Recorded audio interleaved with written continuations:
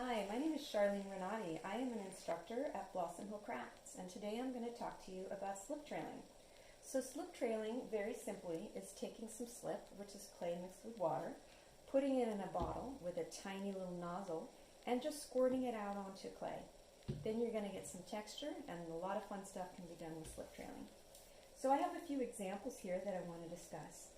The first thing you want to think about when you're slip trailing is you want to think about the color of the slip and the color of the clay. I have two pots here where I've used contrasting slip color with clay. So here I have a red clay body with a white slip used on top. The glaze here is actually a clear, which will look brown. On this bowl over here, I have no glaze on the outside. I use a dark brown clay with a white slip.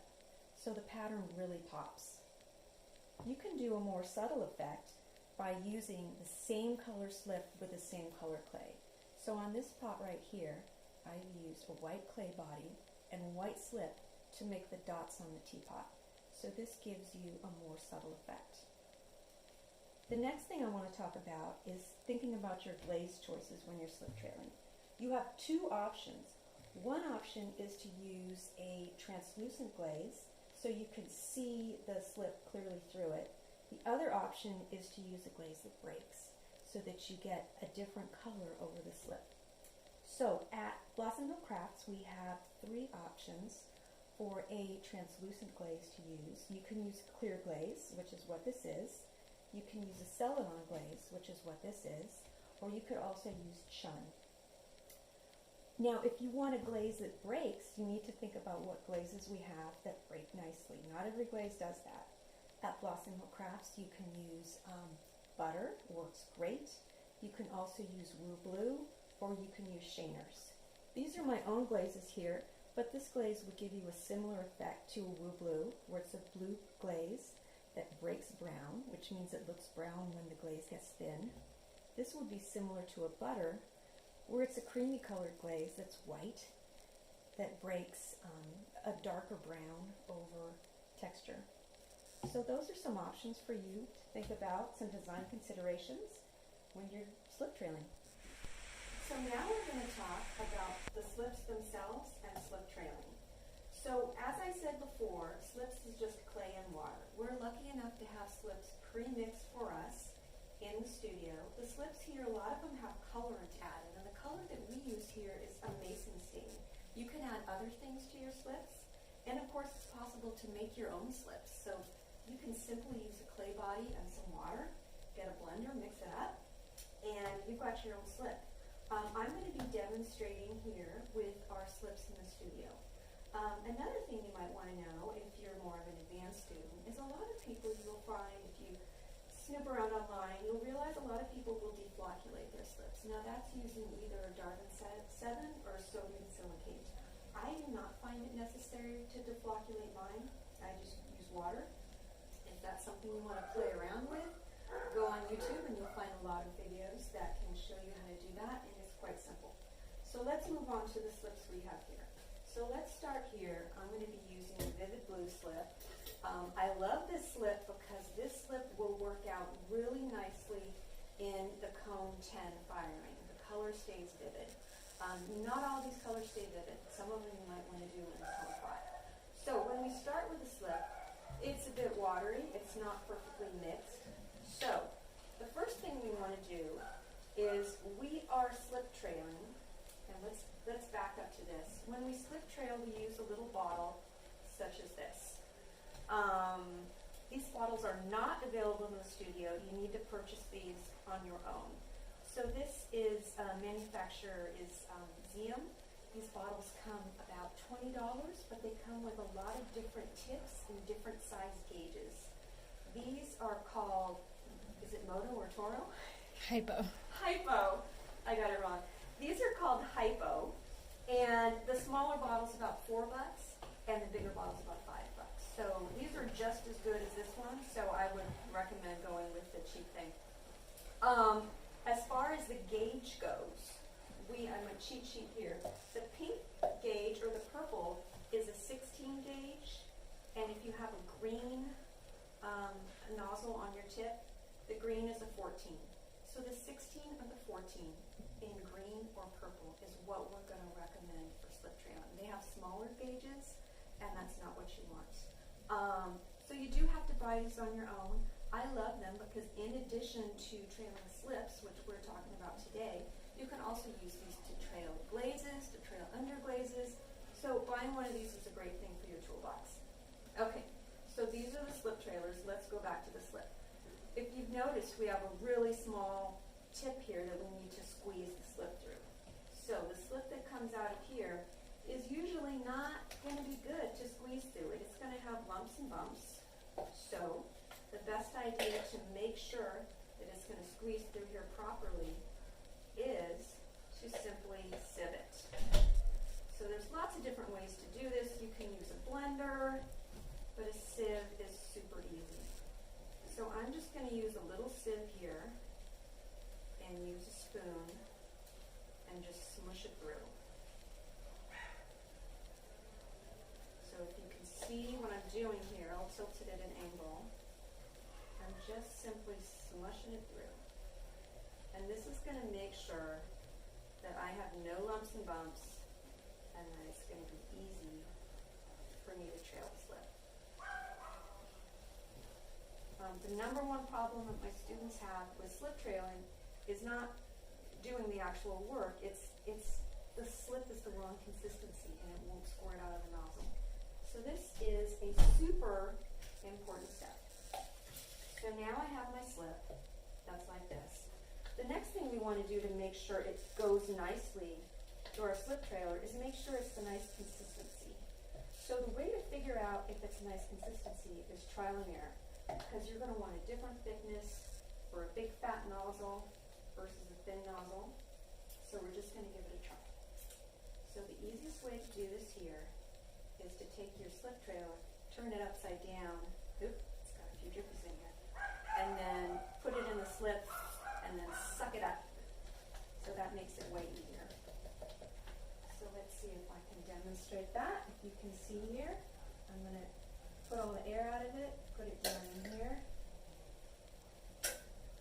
Try to suck up some slip. I'm going to try that one more time. Try to get this thing filled.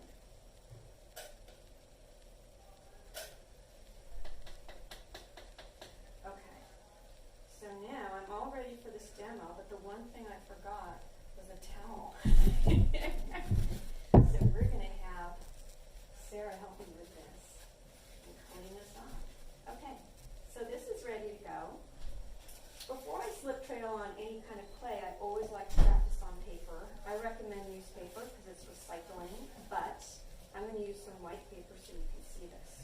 So another important tool with a slip trailer is a straight pin, because these things clog, so it's good to have a straight pin.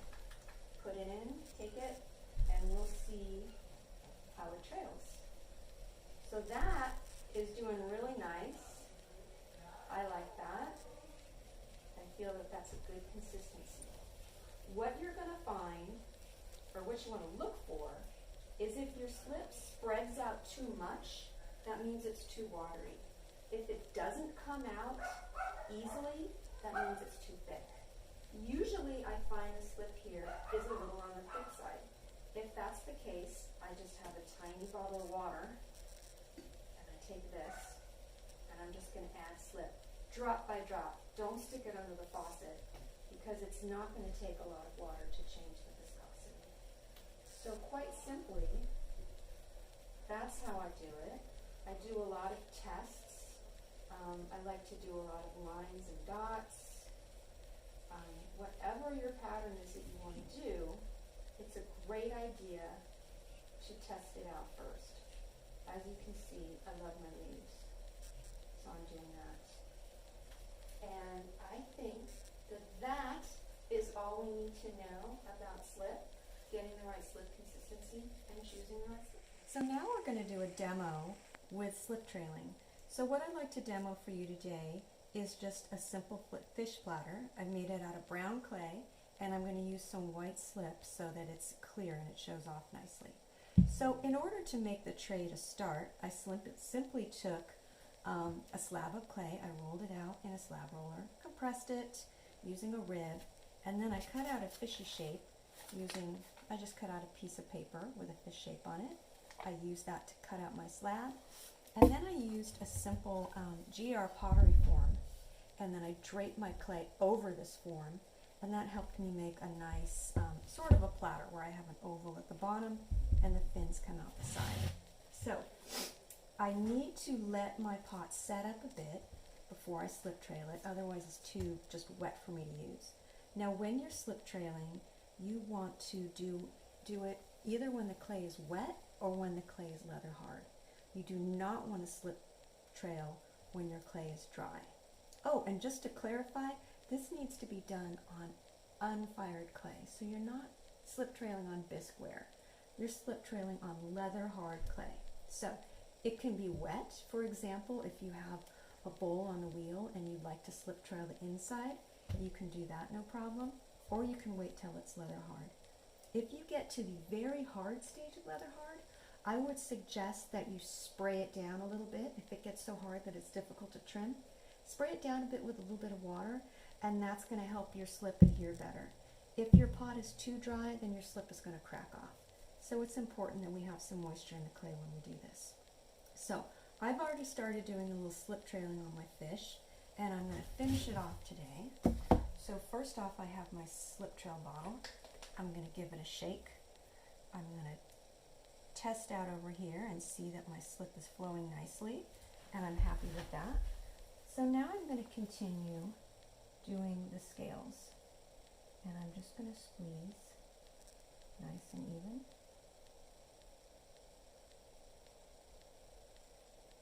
And get the scales. So I'm going to continue this.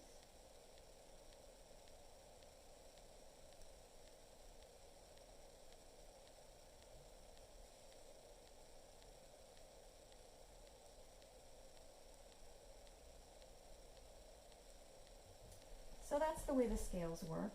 On the fins, I like to use a combination of dots and lines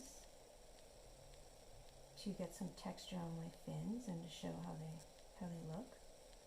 As you can see, I'm getting some little skips in my slip trailing lines, and that's okay. I consider that kind of part of the aesthetic of slip trailing.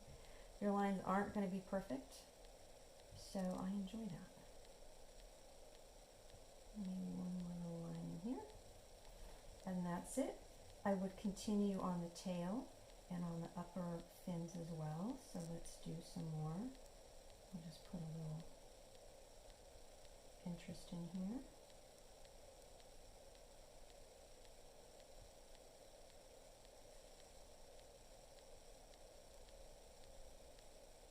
And there we go. And I would continue on for the rest of the fish.